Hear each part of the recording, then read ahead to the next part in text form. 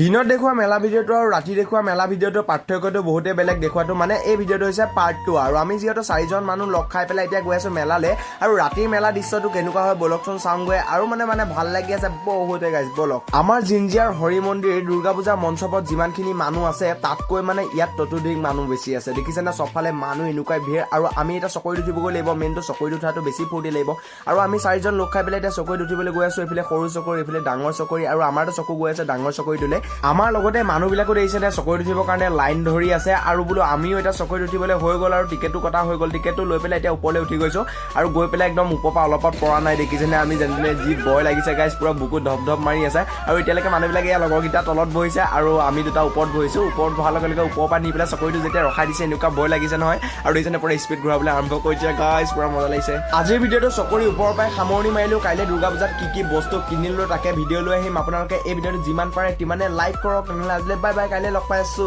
guys